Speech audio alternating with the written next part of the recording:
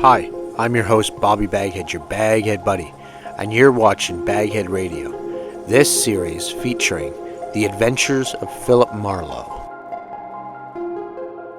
The startled corpse, a blue-eyed woman, and a cryptic message scrawled by a dying man, with the pieces of a Chinese puzzle that wouldn't fit together, until I found out what was deadly about the orange dog. From the pen of Raymond Chandler, outstanding author of crime fiction, comes his most famous character as CBS presents The Adventures of Philip Marlowe.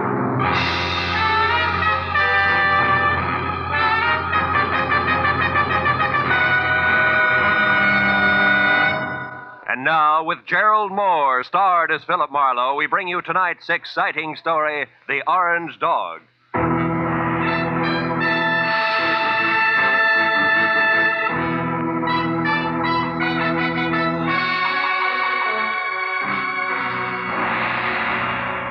By 6 in the evening of a very slow day, I'd resigned myself to the business of no business. So I took my feet down from my desk, switched off the lights, and started out the door for home with the prospect of a nice, quiet evening ahead of me. But I didn't make it, even as far as the door. Oh. Hello, Philip Marlowe. Marlowe, my name is Shelley Martin. I'm at 8412 Los Feliz, a private residence. I want you to come out here right away. My sister is in a jam, a nasty one. Well, Miss Martin, as a matter of fact, I was just closing up for the night, and I was... Look, I need the services of a private detective right now this minute, and I'm prepared to pay for them. There are plenty of others in town. Are you coming or not?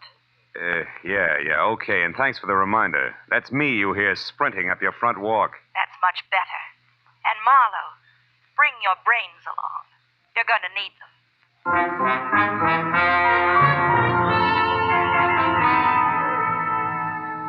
And that was the end of my quiet evening. But I just couldn't resist those government engravings of Mr. Lincoln.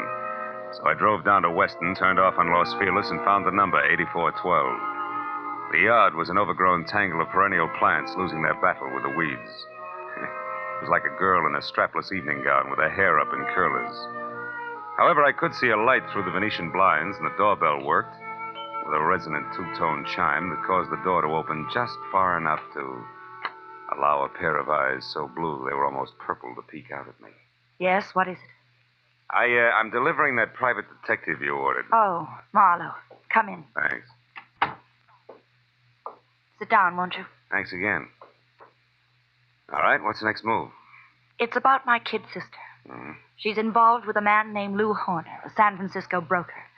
She's quite deeply involved, I'm afraid. Oh? You see, some very strange things are going on, Marlowe, and my sister is a naive kid caught right in the middle of them. Yeah, I see. What sort of strange things, Miss Martin? Shelley. Sweet. Well, to begin with, when I arrived from San Francisco today, my sister called me and asked me to meet her here in this house. When I got here, the lights were on, the radio was playing, and the front door was open. But the place was deserted. Whose house is it, Horner's? No, I think she said it belongs to a friend of his who's in Europe now. This Horner person uses it when he's in Los Angeles. Well, couldn't they have stepped out for a while? Mm-mm. You know, you don't look the type, Shelley, but maybe you're just panicky, huh? No, I'm not being panicky. All right. Where's the nasty jam? Right behind the couch. Take a look. Okay. But you know, I see what you mean. Who is he, Shelley? How'd he get here? Maybe it's Horner, I don't know. I tried to search him, but I couldn't. Mm-hmm. Well, it wouldn't have helped anyway. Whoever shot him cleaned him out. No wallet, no papers, nothing. I found this magazine lying under his hand. Look here. Mm-hmm. He must have written this just before he died. Where's that? Here. Oh. It says, call Marion tonight about the orange dog, a foe. Orange dog, a foe. For what? That's why I called you, Phil. Marion is my sister. And whatever the orange dog of foe is, it must be awfully important. We've got to find out what it means, Phil, for Marion's sake. So far it means murder, honey, and that's for the cops. No. Well, all right, call them. But keep Marion's name out of it. A thing like this could destroy her. But look, maybe she pulled the trigger on our friend here. Maybe, but I don't think so. She's a sweet kid, Phil. Give her a break. If I'm wrong, I swear I'll help you bring her in myself. Is that fair enough? Okay, Shelley, it's a deal. It makes just as much sense as the orange dog of foe, but no more.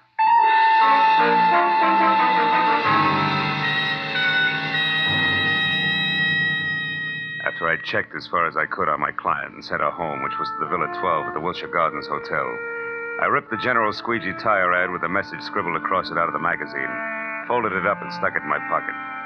Next, I called Lieutenant Ibarra at Homicide and told him where I'd found a body, probably named Lou Horner, leaving out all the details about Shelley, Marion, and the orange dog. Then I started out the door, but got back as a shadow slid across the walk. I caught a glimpse of a large, ugly head of long, dirty hair set on a small, ugly body that was moving fast. By the time I got out on the walk, Longhair was already putting mileage on a green coupe with a broken tail light. It winked mockingly as it went out of sight. So I got in my car and headed for New Chinatown. It was the logical place to get some information regarding a Chinese dog. I saw a light filtering through a dingy window, illuminating the words James Tang, dealer in Oriental curios. Inside the musty shop, a little man, dressed in a black kimono, drifted forward, softly. Yes? I think perhaps you can help me, huh? I am honored. To be able to help would bring fragrance of plum blossoms to my nostrils, carpet of rose petals to my humble floor, and 1,000 blessings upon my head. Oh, that's very pretty. Tell me, what is the dog of foe? The dog of foe? Why, this fantastic creature here is called the dog of foe. His fierce eyes and snarling mouth are to frighten away evil spirits from temples of Buddha. Why do you say called the dog of foe? Amateur collectors and auctioneers have named him that. It sounds exotic to cash customers. Actually, he is a lion. The lion of Korea. I see. Tang, would you happen to have an orange dog of foe? Very strange that you should ask that, my friend. Strange? Why? Reason number one. There is no authentic orange dog of foe. That's a good reason. Why not? Because to Buddhists, orange is color of sorrow. The piece you speak of could not possibly be authentic. What's reason number two? You are second person to inquire after this non-existent orange dog of foe within the last few minutes. Was it an ugly little man with long hair? Quite contrary. It was very pretty girl with short hair. Was her name Marion? She made point of not leaving her name. Well, that proves something. However, my friend, old Chinese proverb, loosely translated, says a little knowledge is the instrument of a fool.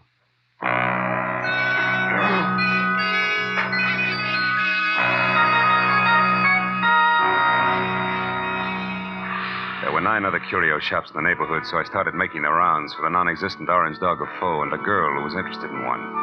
From the first 3 shops, I got a fast horse laugh and the fact that the girl was still ahead of me. The next 2 netted an insult apiece and a total blank on the dame. And from the 6th, called Saxon's, a glossy, well-ordered place on West 7th Street, the only effect was a coldly curious raised eyebrow. The man in front of me, whom I took to be Mr. Saxon himself, was a gaunt white Russian with a high, naked head the color of warm paraffin. His slender fingers played nervously with each other as we talked. The orange dog of foe. Yes, I have heard of such a piece, I think. It would be porcelain. Probably. This is your business. Who has it, Mr. Saxon? Can you tell me? No, I'm sorry. I believe I heard this orange dog mentioned just once, somewhere down in the village. But I'm sure I could never remember who spoke of it or when. Oh, no idea of its value then, huh? Now that you mention it, I seem to remember the figure 20,000. You mean yen? How much in American money? I am speaking of American money. It would be an importation from China, you know. How could it be worth that much? It's not even authentic, Mr. Saxon. Authentic? You seem to know a good deal more than I about this orange dog. Possibly one would have to see it to appreciate its value. Yeah. Tell me, has a girl been in here tonight looking for this orange dog? A girl? I know. Know anybody named Marion? Marion. No, there is no one in my acquaintance by that name. But why do you ask? Because Marion has quite an interest in the orange dog. I have a feeling they'd make a great team if we could get them together. I see. And what is your name, sir? It's not Fu Manchu, Mr. Saxon. Good night.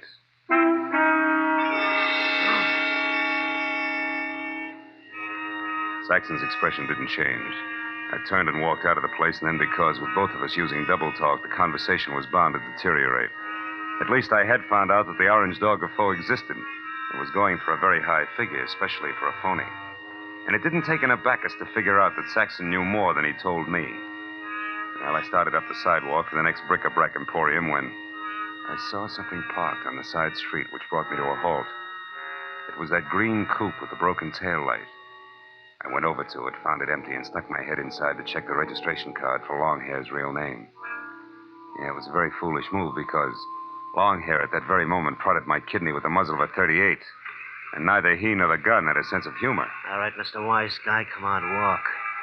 You and me are going up the alley here. What's the matter? Don't you feel at home in the light? Shut up. I don't like you much anyway, so you better ease off with the smart sayings. Okay, that was far enough. Well, Mr. Wise Guy, did you find what you're looking for? You mean the orange dog, Shorty? The answer's no. The orange dog. So that's where the plates are. What plates? You're working for Horner. You don't know what plates. Look, chum, when you get your next haircut, have your brains dusted off.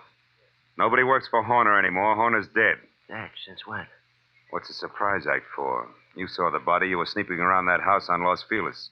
In fact, you might have killed Horner yourself. That body wasn't Horner. Why, Horner's 3 times the size of that guy in Los Feliz. He's bald. Also, he's so dumb he can't remember his own phone number. Oh, hold it. I'm looking for Olvera Street where they throw those enchiladas. I'm sorry, gentlemen. I don't want to intrude. Hey, quiet. I'll blow your brains out. All right, now, come on, Mr. Wise Guy. Tell me what Horner's got on his mind. You know all right. I saw you taking orders from his girl. You mean Shelley Martin? Who else? Thought maybe you meant Marion. Marion. Who's Marion? Shelley Martin's sister. And don't let it worry you. Marion's got the orange dog eating out of her hand. I don't say. It ain't funny, mister. It's just peculiar. Because Shelley Martin don't have a sister, I know. So it seems like you're a very mixed-up character. In fact, Mr. Wise Guy, you're so mixed up, you're no good to me at all. So get over there with the rest of that.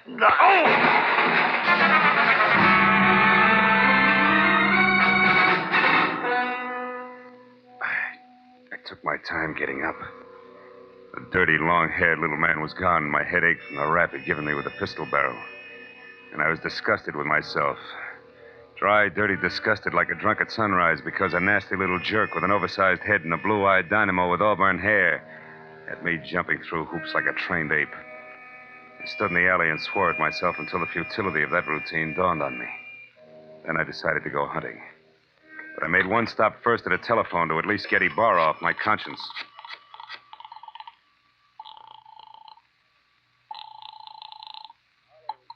Lieutenant Ibarra. Hello, Lieutenant. I just found out that body on Los Feliz isn't Horner. I knew that an hour ago. Huh? The body isn't Horner's, and Horner is no broke. He's a counterfeiter, a big one. Oh. The dead man was a treasury agent named Slade who was closing in on Horner. So if you've got anything you haven't told, Phil, you better get it off your chest. At this point, it's a pleasure. Girl named Shelley Martin's calling the signals about now, and she can be found at Villa 12, Wilshire Gardens Hotel. Yeah, hurry. You'll just about meet me there, Ibarra. Now, wait. Suppose you go alone and find out what you can first. That's a switch. I'll follow in half an hour. Let's not freeze her up, Marlowe. Let's keep her talking, okay? Okay, Ibarra. That's easy for her. She's got a forked tongue. Only this time it's going to wag strictly on the straight and narrow, I guarantee it.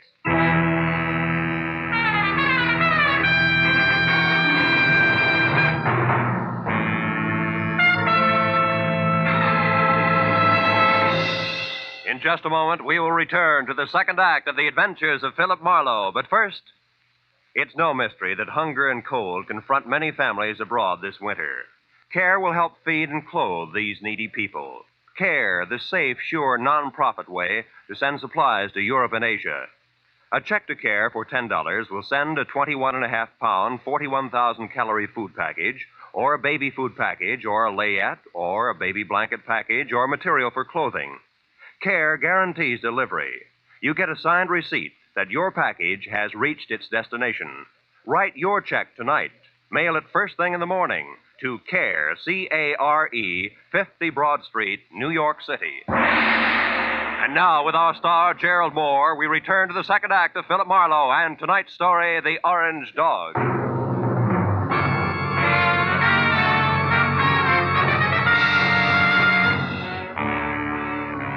Pointed my car toward the Wilshire Gardens and a beautiful liar named Shelley Martin, I was sure of two things. The plates that Longhair had wisecracked about just before he piled me into a row of garbage cans were the engraved kind that counterfeiters use to make money the easy way. And second, Both Longhair and Lou Horner were racing for the plates as well as the orange dog, which could be one and the same thing. But 20 minutes later, as I pulled up near Villa 12, which was strips of yellow light, with raised voices drifting out of half-open Venetian blinds, I forgot about the gentleman involved and concentrated on a lady who didn't have a sister called Marion. I went around to the back of the villa where I found the service door unlocked and the kitchen beyond dark. And when I entered and quietly moved to a spot near the living room where I could see Shelley snapping at a pompous, excitable man with a red face, All right, I figured that a little eavesdropping might pay where I off. belong. I'm here in Los Angeles. Is there anything wrong with that, Mr. Horner? Yes, everything. Why, I wouldn't even have known you were in town if I hadn't gone back to the place in Los Feliz where I saw you and some man having a delightful little chit-chat over the body of that T-man. Treasury man? Yes. Is that who he was? A meddlesome fool I caught snooping through my papers. Then you killed him, Lou. Of course I killed him. I had to. Now stop asking questions and get out of here. Because this is business, not pleasure, Shelley. And that leaves no room for you. Or Marion? What do you know about Marion? Not enough. But what I do know, I don't like. Look, Lou, who is Marion and what does she mean to you? Marion means money to me, Shelley. Nothing more. So just leave me alone here so that I can make a call according to schedule. A call about... Lou. What's the matter, Shelley? Behind you, Lou. They're in the garden. Lou! The bullet crashed through a closed window, didn't stop until it got to Horner, who grabbed at his chest and dropped to the floor even before the glass quit flying.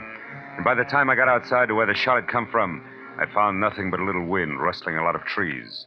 When I got back to Shelley and the blood over tweed on the carpet, Horner was already dead. Marlowe, the man out there was Henry Peel. Peel? Something in long hair and dirty clothes? Yes, I met him in Horner's office once. Lou said he was a broker from Chicago. Come on, both Peel and Horner are counterfeiters. What? Lou, a counterfeiter? That's right. Never mind the carefully arched eyebrows, honey. They mean nothing. But, Marlowe, I swear I never knew that Horner was anything but a broker. A broker maltreating poor sister Marion? You're a liar, Shelley. About Marion, yes. I haven't even got a sister.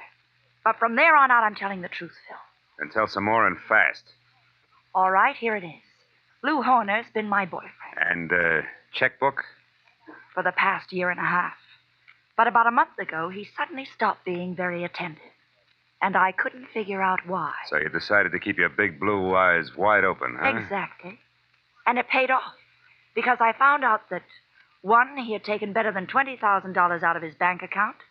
2, that he was coming down here to Los Angeles. And 3, that an item named Marion might be beating your time. Yes. And that part of it upset me plenty. Until 10 minutes ago. But then I found out that Horner here was a murderer, and that, Marlowe, I don't buy. 3 cheers for the all-American girl. Oh, skip it, Marlowe. I'll live my way, you live yours. Don't worry, honey. Nobody wants to change places with you. Hey, look. Why does Horner wear a little rubber band on his little finger, do you know? Oh, he had a bad memory. Used every kind of gadget in the books to keep himself from forgetting things, especially numbers. Oh. Well, for example, that rubber band might mean 10 o'clock. How do you figure? Like 5 and 5. The fingers on each hand, reading from left to right. He used things like that. Oh. Wait a minute. Hmm? Horner was going to make a call to Marion just now, and the message the T-man left was... Call Marion tonight about the orange dog of foe. Shelley, baby, where's your phone? Fast. Come on, it's 10:15 already. Well, it's out there in the hall, Marlowe. Oh. Well, what are you talking about? A line, honey, a line on your ex-sister, Marion.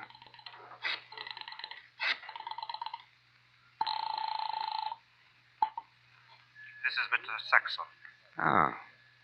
Lou Horner, Mr. Saxon. I know I'm some 15 minutes late with this call, but I'd still like to see you about the orange dog of foe. Certainly, Mr. Horner. The orange dog is here, waiting for you. Good. I'll be right over. Marlowe, who is Mr. Saxon? A man very close to a lot of trouble, Shelley. Now, look, you wait right here for the law, and in particular, one Lieutenant Ibarra. Tell him nothing but the truth about Horner and what he meant to you in dollars and cents, and you may be all right. But where are you going, Marlowe? To a curio shop on West 7th Street to see, among other things, the orange dog of foe.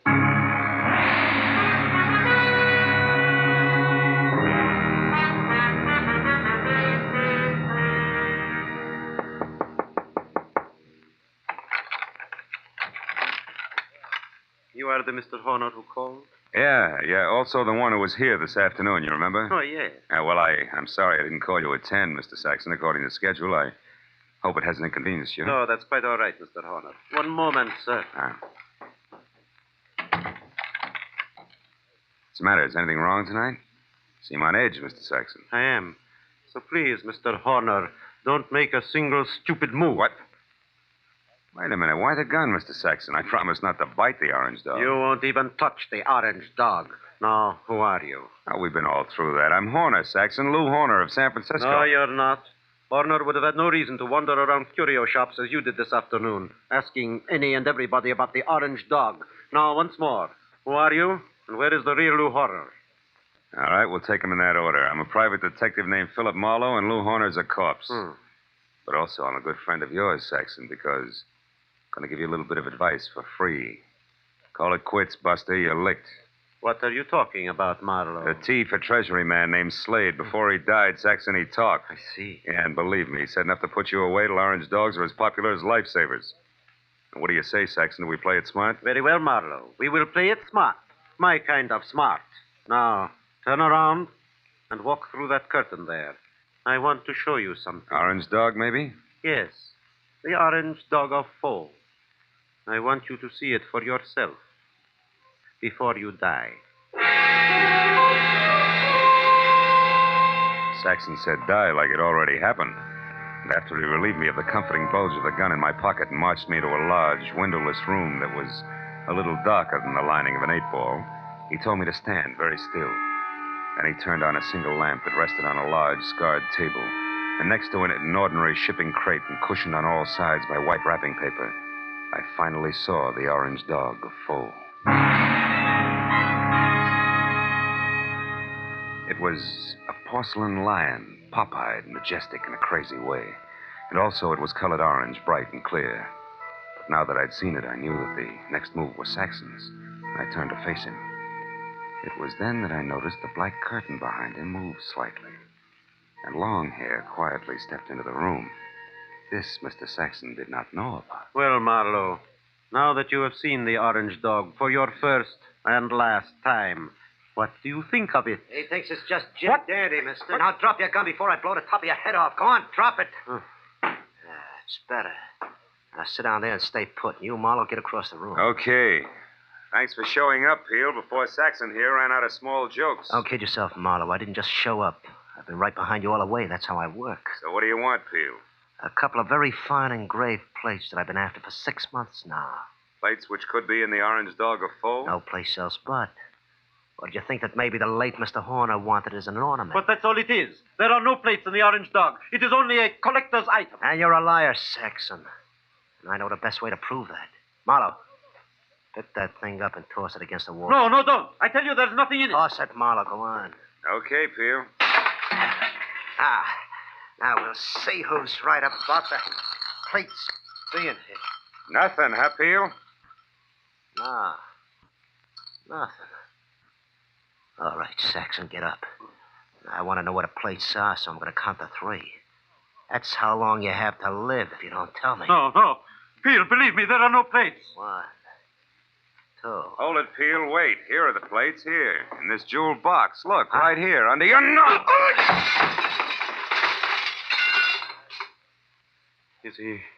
Is he out, Marlowe? Yeah, he's out all right. He took the light with him, too. Is there another lamp in here? No, there isn't. Nor is there another gun. Why, you stinking little... Wait a minute. Those sirens, Saxon, they're heading this way. Police? Yeah, the police.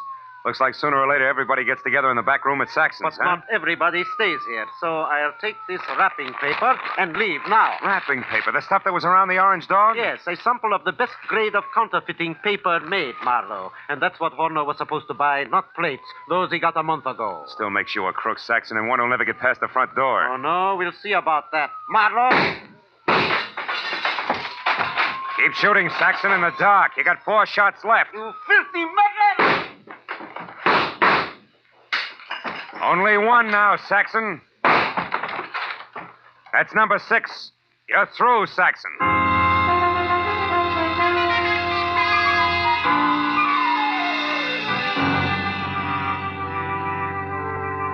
By the time Ibarra and his boys, plus a half a dozen very anxious T-men, got into the room, Saxon was already coming apart at the seams. But after a half hour of steady questioning, he split wide open and led us all to a basement hideout where the T-men went wild over a few thousand sheets of A1 counterfeiting paper. But an hour later, after Peel, who admitted murdering Lou Horner, and Saxon, who was ready for the nearest straitjacket, were both in the lockup, there was still the problem of the glib lass from San Francisco. But finally, when Shelley, Lieutenant Ibarra, and I stood under the green light of the globe in front of police headquarters, I knew that the girl who technically was only guilty of withholding information from the police was not going to spend any time in the pokey. Because, after all, I was more or less guilty of the same thing. Besides, Lieutenant Ibarra was still interested in the others. Well, Marlowe, it looks like the whole business actually boils down to a single transaction between Clay Saxon, who had the counterfeiting paper, and Lou Horner, who was supposed to buy it. That's right, Ibarra. But Horner, who must have made his contact with Saxon via some middleman in San Francisco, only had a telephone number and the password, the orange dog of foe, to work on here in L.A. But how'd you get hold of that number, Phil? From the message the T-Man left before he died. You mean you actually called someone named Marion? No, honey, I just dialed Marion. M.A. Madison. R-I-O-N 7466. Madison 7466. You get it? Yeah. Another one of Horner's screwy memory tricks, like the rubber band on his 10th finger. Hey, that's pretty good, Phil. Oh, it's an old gimmick, really. I read it in a dozen detective stories. What do you know? Maybe I ought to read some of those. Well, good night, Philip. Look for you tomorrow. Night, Lieutenant. Well, Shelley, do I show you the way home? No, Marlowe. Aren't you hungry or thirsty or something? Yeah. Guess I am at that. Well, I know just the place for us, darling. Oh? It's a cute little place right smack in the middle of Chinatown.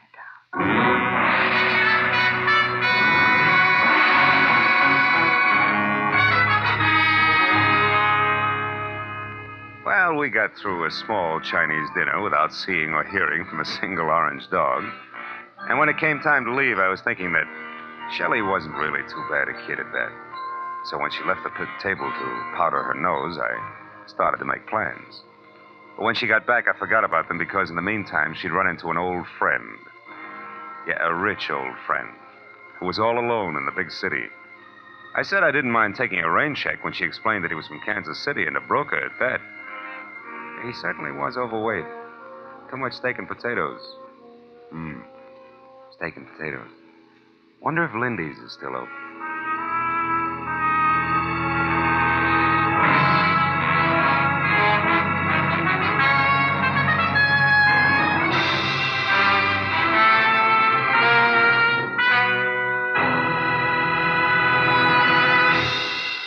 The Adventures of Philip Marlowe, created by Raymond Chandler, stars Gerald Moore and is produced and directed by Norman MacDonald.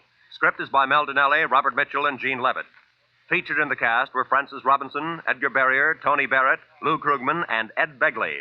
Lieutenant Detective Ibarra is played by Jeff Corey. The special music was by Richard Orant.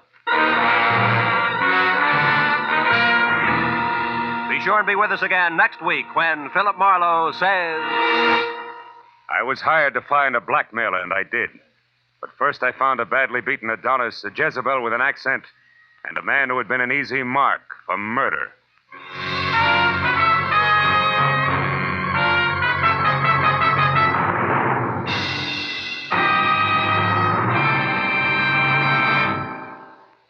"90 minutes of unsurpassed comedy comes to you every Sunday night when CBS brings you The Spike Jones Show, The Jack Benny Show, and Amos and Andy in succession. Tomorrow night, pianist Alec Templeton and songstress Peggy Mann are Spike Jones' special guests. Jack Benny and his gang and Amos and Andy, following in succession, will bring you more of the laughs that make them first for Sunday night fun. Spike Jones and Amos and Andy come to you over most of these same CBS network stations, and Jack Benny comes to you over them all. Now, stay tuned for Gangbusters, which follows immediately over most of these stations.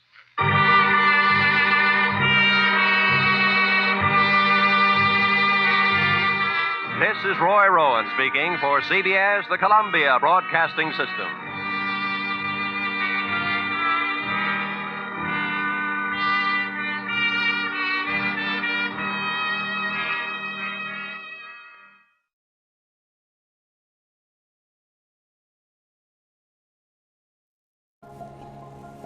Once again, I'm your host, Bobby Baghead, your Baghead Buddy, and you've been watching BagHead Radio. Please click like and subscribe, comment below, and stay tuned for more.